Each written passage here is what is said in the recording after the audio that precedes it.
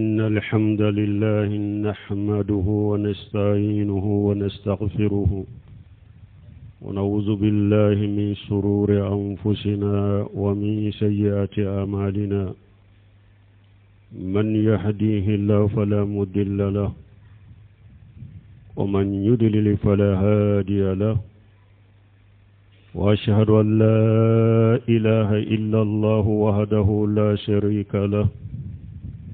وأشهد أن محمدا عبده ورسوله أما بعد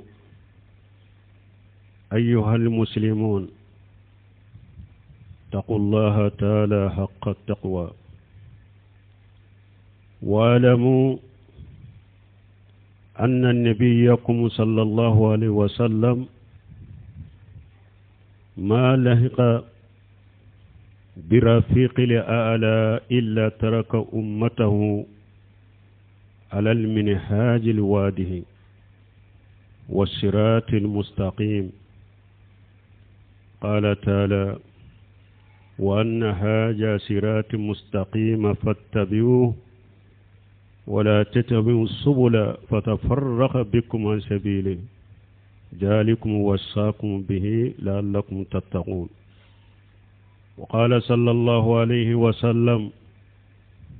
تركتكم على البيداء ليلها كنهارها لا يجوع عنها إلا الهالك أمبي على تنو أمبا يا فدلي أمبي أنيني على في أكان كشي كبان يركون تورما نانكا بارجو ñalay jom min kanda mogote soro min bo fili ñalay jom min fana fili mogote soro min bo kanda ambe sharia bato fen site min ka bato ye ciya ni ala kelempe wute je ñogonte ala la ambe sharia muhammadu ala ka jondo ala ka cidendo kisini nema bakana ka dunke wana ka shego ala ku kisi min ka chakosobe no temina ka boy silamu aye sira alanya ka sheko hakke bela akado akachide akan nabi nyuma amata animata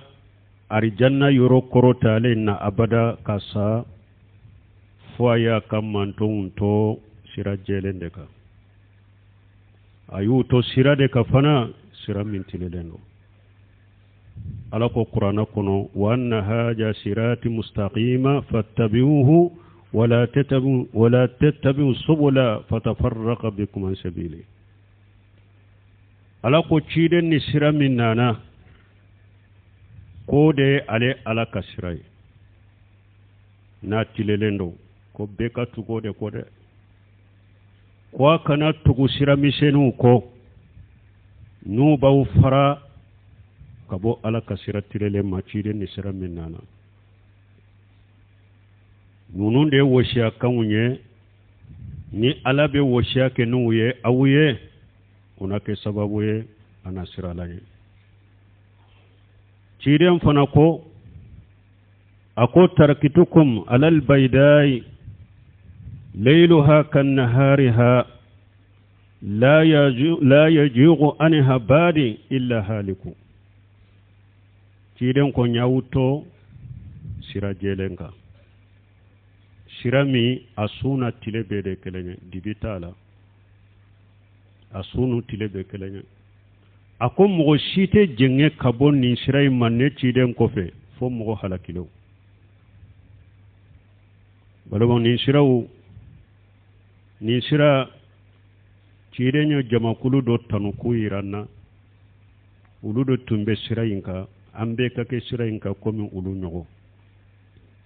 qala sallallahu alaihi wasallam khairun nasi qarani summa alladhina yulunahum summa alladhina yulunahum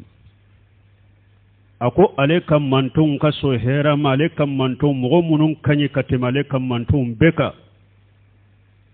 ko oye ale yere ka jama'i shebaw jama ako o ko fe jama min be tugulula tabina jama ako o kofe jama min be tugulu fana la tabi'inaw jama nin jama kulu saba ala y'u tanu kurana kono ciden y'u tanu ale kammanton ka so herama ye nunu de ala ko kurana kono ako watashimu bihablillahi jami'an wala tafarragu ala ko silamaw abeka ala ka jurumina akana fara juru mina lila de nin juru tawsirikalaw doko hablullahi dinullahi doko al-islam doko al-qur'an wa sunna tumami bun bazi ayeni ayat tawsiri ako hablullahi doko dina doko islamiya doko qur'ana ni sunna ako nunun be mana kele munun ko dina o kambe dina nyuma cire nye dina minnana cire ani dina minnana o kambo dina sugu de ma munun ko silamiya o kante diyan ka silamiya na min kadiye afo min kadiye oke ote cire ni silamiya minnana al-Qur'an wa sunna min ko Qur'ana ni sunna o ya perpere latigele nye min be Qur'ana kono ani min be ciren ka sunna kono abbe ka fara ɲɔgɔn ka akode mina akana fara Qur'ana ni sunna minali de la hablullahi wodi al-Qur'an wa sunna tawsiri fora abbe nunu fula de kono hablullahi wodi abbe ka Qur'ana ni sunna mina wadiyato ciden ko tarakitu fikum shay'aini lan tadillu ba'di ma tamassaktum bihima kitaballahi wa sunnati ciden ko nyefem fula tawbolo ate filin ko fi abada kawto nabake ko fem fula mina alaka kitabu anin ka sunna hadisa wore nana ciden ko qala sallallahu alaihi wasallam inna allaha yarda lakum salasa wa yakrahu lakum salasa na cogo dola wa yasqatu lakum salasa yarda lakum an ta'buduhu wa la tushriku bihi shay'a wa an tatasimu bihablillahi jami'a wa an tunashihu man wallahu lahu amrakum wa yakrahu lakum salasan ويكره لكم الثلاثة قيل وقال وكثرة السؤال وإداءة المال أرواه مسلم أرسادوننا شيدن ko ala be jenaye aka ko sabake naye ko sabake o kadi alaye ala be jeni o ko sabaye me ko saba fana be alabo ko ube alabo koniya akake o fen sabaka fen saba minni alabo fe anta abuduhu wala tushriku bihi shay'a aka ala kelempe batu aka na foy faralaka o kadi ala yede mushriki akabo dina kono pew bato bekake ala kelempe ye o kadi ala yede bekaje akala kelimpew bato akana foy faralaka o kadi alay wanta tasimu bihablillahi jami'a abbeka alaka jurumin alqur'ana ni sunna abbeka ummina ka beoka ka jeola abbeka bato chogo kake kelenye aka duskuna siru kake kelenye bato chogo kake kelenye dina kake kelenye silamiya kake silamiya modeli kelenye o kadi alay de abbe kabbe qur'ana ni sunnaka kajje qur'ana ni sunnaka akana fara qur'ana ni sunna minalila o kadi alay wan ta'tasim bihamla jami'a wala tafarraqu abbe ka ala kelem to batu foy kana fara alaka wa anta tasimu bihabla jami'an wala tafarraqu beka alaka jurba kelemina akana fara wa antunasihu man wallahu lahu amrakum sabana munun kadi alaye min ka kanyemaye n'a y'a ye sira bila dɔ b'a bolo kataw dɔ b'a bolo a ka konandiya k'a ye ka bilasira silamɛya ka bilasirali cogo ɲuman an y'o fɔ ka saga kan ka sigi ka jɔ minbariw kan ka sigi misiriw kɔnɔ ka sigi réseaux sociaux la ka sɛbɛnniw kɛ ka faama bɔrɔtɔ ka tɔgɔ tiɲɛ ka danga ka lɛbuw fɔ ala ma mɔgɔ si bila o la ciden mi bila o la wa an tunasihu man wallahu lahu amrakum ala ye mɔgɔ min ka ɲɛmaw ye n'a ye ko kɛ a man kan a bɛ taa duwa ka de ka konandiya de a kɛlɛ n'a kɛlɛ ni saba ka di ala ye saba bɛ ala tɔ fɛ dɛ o saba in ye juma ye a ka fara fara ka fara fara o man di ala ye dɛ saba in ye juma ye qila wa qala bada e ka baro ye dɛ u y'a fɔ dɛ a y'a fɔ tɛ dɛ u y'a fɔ tɛ dɛ ala y'an bali o la dɛ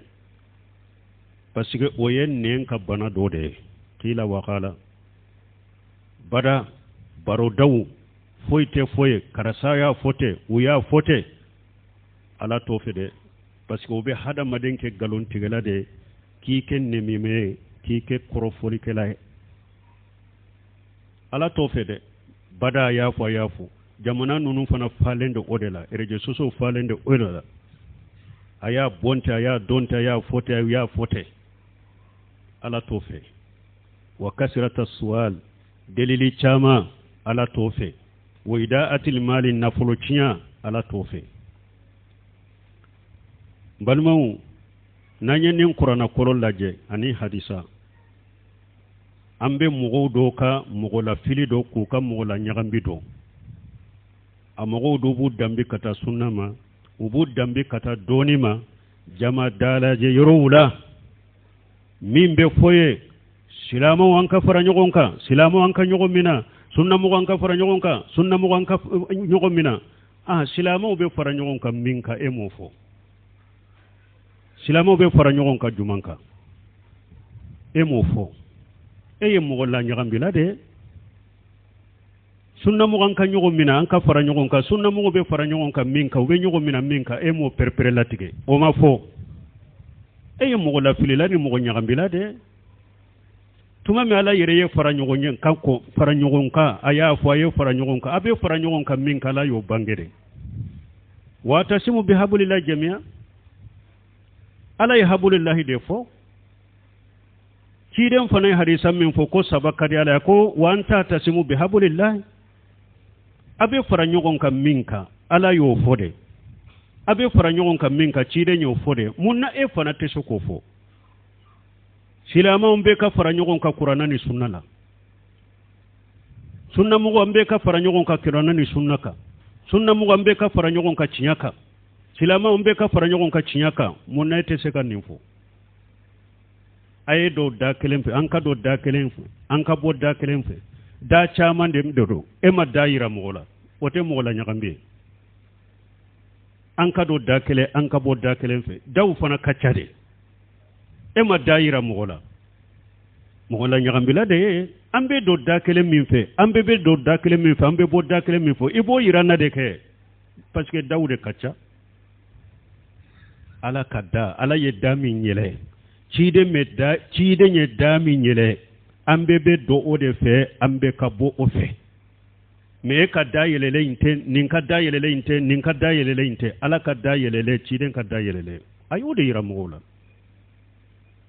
a ka jama jalajɛ yɔrɔ la a kana to ka mɔgɔw ɲagami sa ka mɔgɔw fili an ka fara ɲɔgɔn kan an ka fara ɲɔgɔn kan sunnamɔgɔw ka ɲɔgɔn minɛ an bɛ ɲɔgɔn minɛ juman kan ala ko kuranna kɔnɔ de ya ayyuhal ladhina amanu taqullaha wa kunu minas sadiqin ala ko mu'minu aye sira laɲɛ a ka kɛ ka fara tiɲɛtigiw de kan ala yɛrɛ y'a dɔn nkalontigiw bɛ yen ala ko mu'mini ka fara tiɲɛtigiw de kan mun n'aw ka ɲɔgɔn dalajɛ yɔrɔ la jama yɔrɔw la a tɛ se ka tiɲɛ in yira mɔgɔw la de u ka don a fɛ dɛ mun na a tɛ se k'a fɔ ka jɛya de ko mɔgɔw ka fara tiɲɛtigiw kan dɛ an ka fara ɲɔgɔn kan tɛ sunnamɔgɔw ka fara ɲɔgɔn kan sunnamɔgɔw ka ɲɔgɔn minɛ silamɛw ka ɲɔgɔn minɛ an bɛ ɲɔgɔn minɛ juman kan ala kode ya ayyuhalladhina amanu taqullaha wa kunu ma sadiqin ala ko mu'minu ayesira alanye akake kafara cinya tigude ka anka be cinya de la anka fara nyogon ka cinya de ka ngalon fara nyogon kan nunu utese ka foy nyana bo galon jama na jora shefan ka tese ka ci cinya jama de be penya na bokoy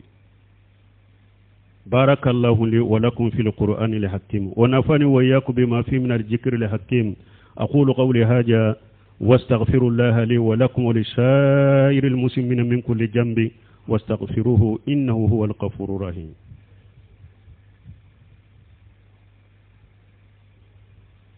الحمد لله رب العالمين والصلاة والسلام على نبينا محمد وعلى آله وأصحابه وسلم تسليما كثيرا أما بعد أنا أنس بن مالك رضي الله عنه قال الرسول الله صلى الله عليه وسلم افترقت اليهود على 71 فرقة وافترقت النصارى على 72 فرقة وستفترق أمتي على 72 فرقة كلهم في النار إلا واحدة قيل من هم يا رسول الله قال هم على مثل ما أنا عليه وشهابي وفي روايتهم الجماعة ساه صهيب أرنوط وشيخ الباني ني حديثا أبي مسند أحمد أكون بن ماجه أني حديث كتاب ويرو أنس بن مالك كو تشيدن كو يهوديا فرافرلا ككجما كلبي ولون فلان كله نصارى فرافرلا ككجما كلبي ولون فلان فلان عليك من توم بنا فرافرا ستفترق أمتي على 73 فرقة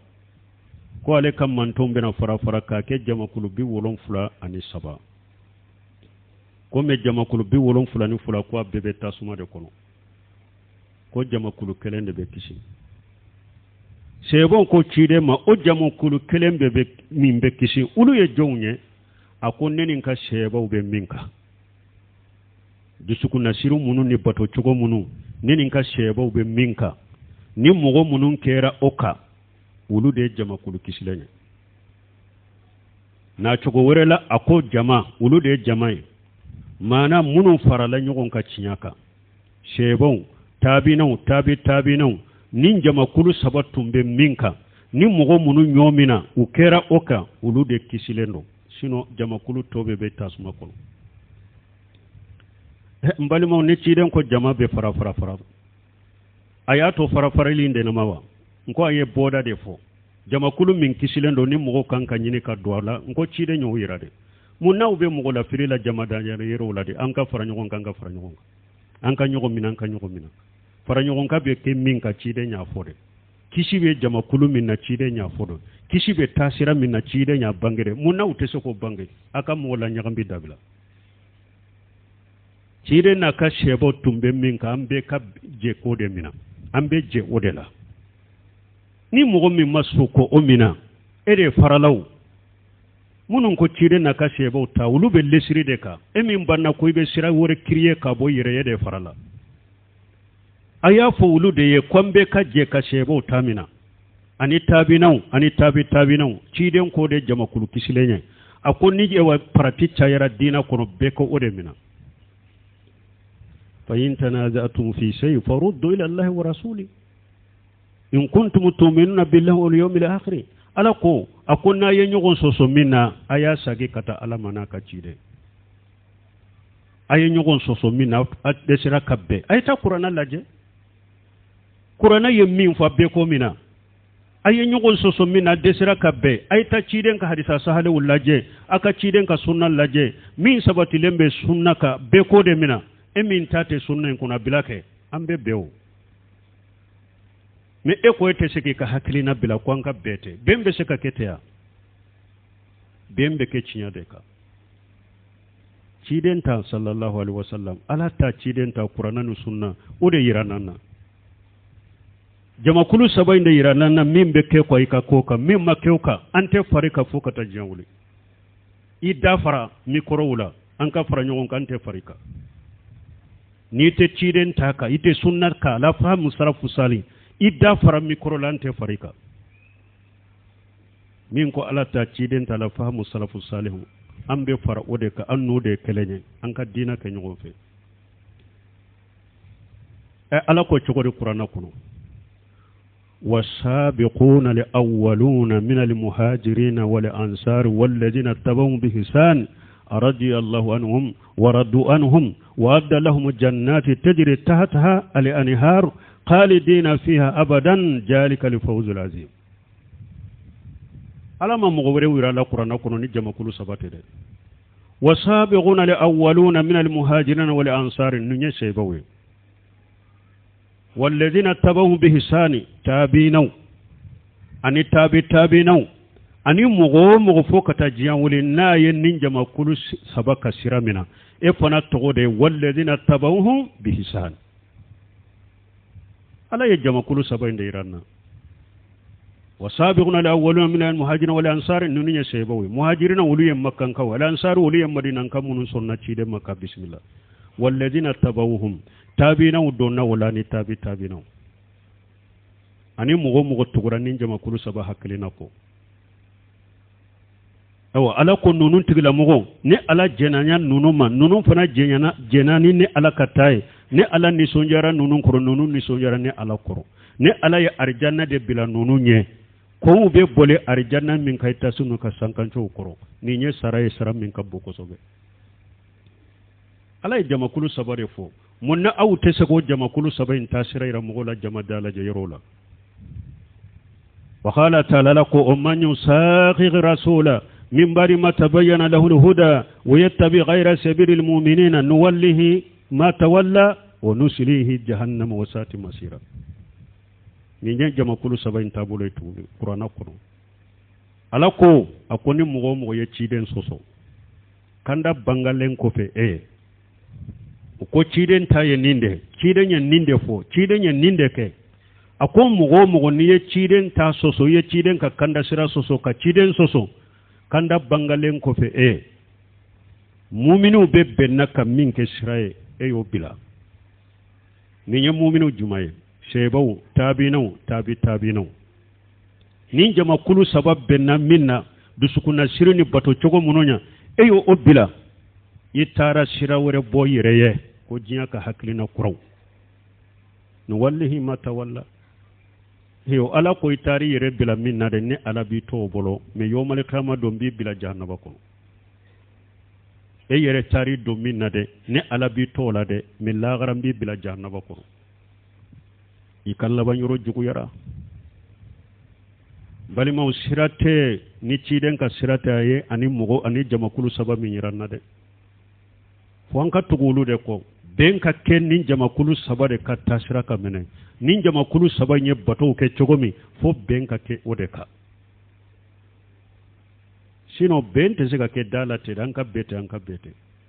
awa hari risala yɛrɛ matinu ye mun fɔ wa itiba'u salafu salih wa iqtifa'u asarihim wal istighfaru lahum wa tarku al-mira'i wal jidali fi ad-din wa tarku kulli ma ahdathahu al-muhaddisun risala tigi yɛrɛ nin de fɔ aw ye a ko a ye tugu salafu ka taabolo ko wa itiba'u salafu salih risala tigi ko ani salafu salihu aka tugu olu ko wa iqtifa'u asarihim aka salafu salihu nomina o bɔra ni sira minnu ɲa ka bɔ n'o ye a ye tugu salafu salihu ko dɛ aka salafu salihu nomina aka ala yafa deli ala ka yafa salafu salihu ma fɛn o fɛn ye ɲɔgɔn ewancuso caman ni ɲɔgɔn dala jɛ caman ye galon kan aka a yɛrɛ kɔlɔsɔ o ma awa fɛn o fɛn ye kɔ kura de diina la wa teriku kulli ma ahdathahu al-muhaddisun hari n'a ye arisala yɛrɛ muqaddima mina ni maliyenw ye arisala yɛrɛ ka muqaddima yɛrɛ mina damina yɛrɛ mina fɔlɔ an tɛ ɲɔgɔn sɔsɔ an bɛ bɛɛ tiɲɛ kan a t'a ka arisala fiqhu yɛrɛ de a tɛ wulu yɛrɛ de ka fɔlɔ aw tɛ hara ka fiqhu yɛrɛ de ka fɔlɔ jan ka hadisaw ni kurana sino risala tigi ma sira wɛrɛ yira la u kɔ a ma sira wɛrɛ sira mɔgɔw la ni salafu ka taabolo kɛ akwaye tugu sarafu ko akun nomina akala ya fadelu ye nyogon soso chama ni nyogon farafara chama ko to e dina la ewa kokura tugu ye kokura do dina kuno ako to he mbali mo nanye kokura to e dina kuno sisa kelebe mi kokura munun do na dina kuno nuta kuno nanyu ulu to ye sisa kelebe mi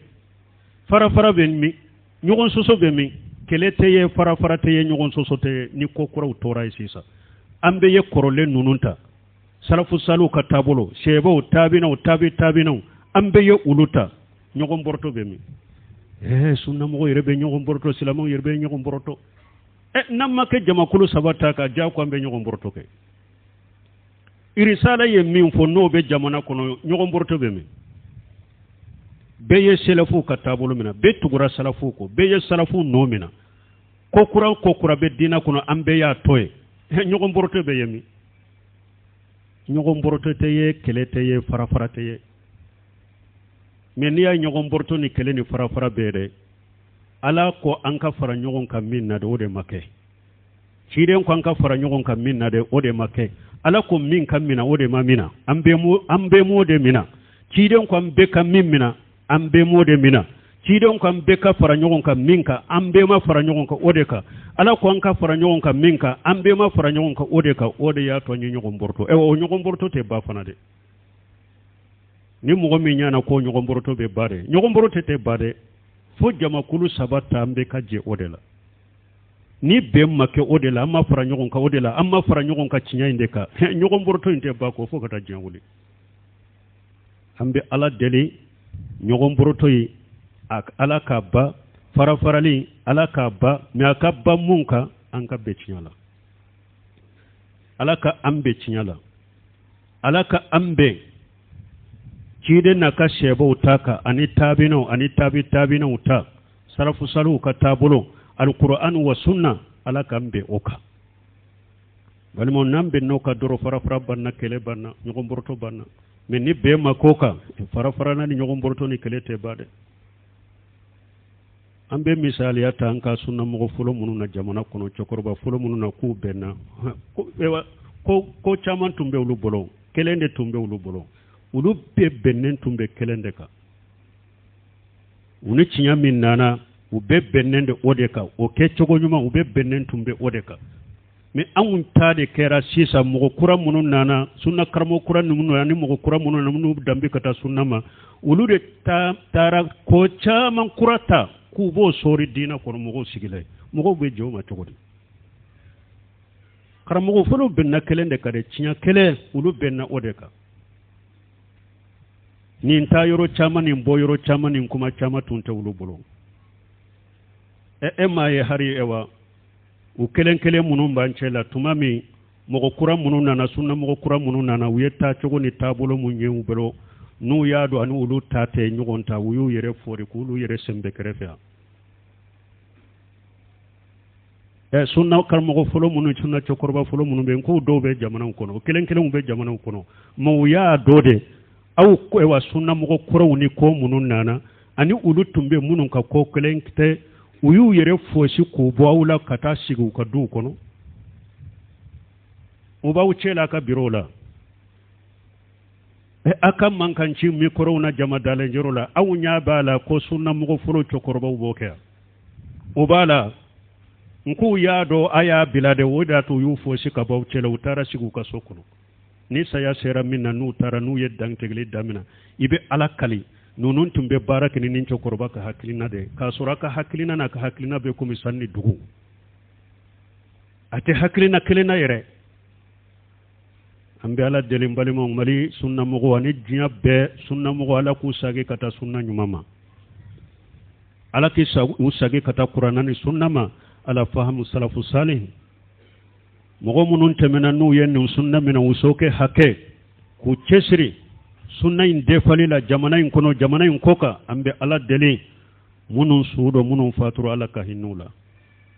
ala ka yafuma uye yere jeja munun ka ala kusara wala uye kataw munun ke ala ka teme ko katawula ala ka yafa kuma munun kelen umbe balola ala ka nu tangala ka nu kolosi ala ka nu sabati ربنا آتينا في الدنيا حسنة وفي الآخرة حسنة وقنا عذاب النار ربنا لا تزغ قلوبنا بعد إذ هديتنا وهب لنا من لدنك رحمة إنك أنت الوهاب اللهم اجعل الإسلام والمسلمين وجل الشرك والمشركين ودمر أعداءك أعداء الدين برحمتك يا أرحم الراحمين وآخر دعوانا الحمد لله رب العالمين.